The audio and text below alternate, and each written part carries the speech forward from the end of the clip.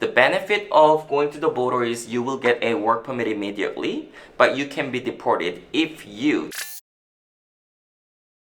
Hello, this is Professor Daniel Won at IMIN Consulting. Today, I would like to talk about, do you need a border representation? I'm actually specialized in border representation, taking my clients to the nearest the CBSA office so they can apply the work permit.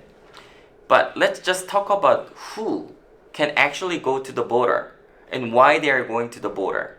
My answer to this question is people need their work permit immediately. They just can't wait or waste their time.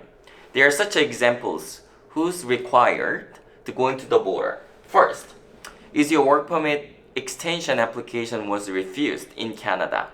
Second, is your restoration application was refused in case processing center.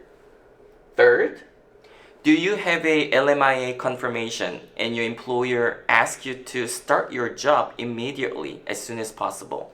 Then that case belongs to the third category. Are you a religious worker? Or are you a intra-transferee? If somebody has a management office in overseas and trying to transfer the employee to Canadian office, that belongs to this case. But those are in general. There are many other cases who can actually go to the border and apply the work permit. But I would like to share one of the example. Sometimes immigration officer make mistake and they refuse your application. Then they need to fix the problem immediately. Then I recommend to go to the border and apply the work permit. I would like to share one of the client case history.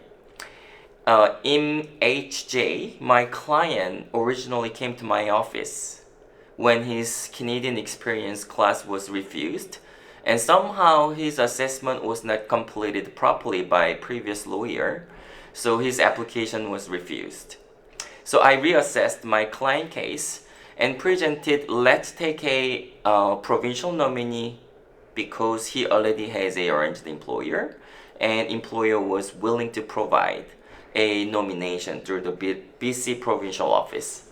So I got positive nomination. I got the nominee certificate and work permit support letter, and we filed his work permit extension to case processing center in Burgerville at that time.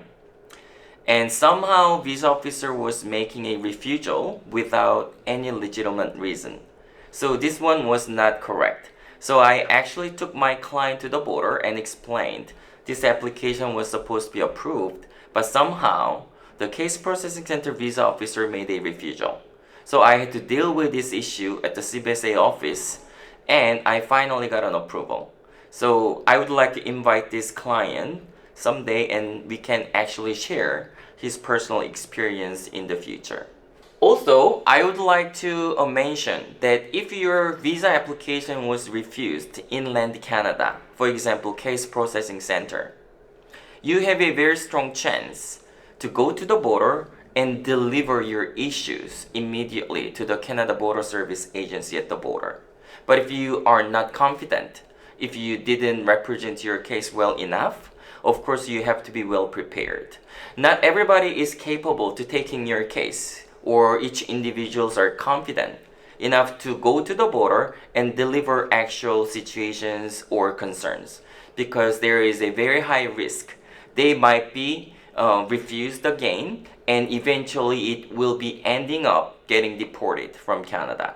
So I strongly recommend to get a proper advice from the profession and well prepared before you cross the border. In summary, do you need a border representation?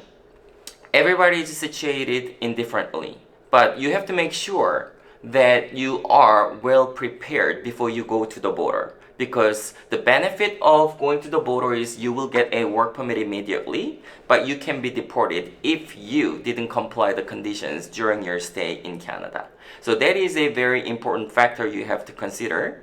But at the end, I would like to suggest to watch my next video series.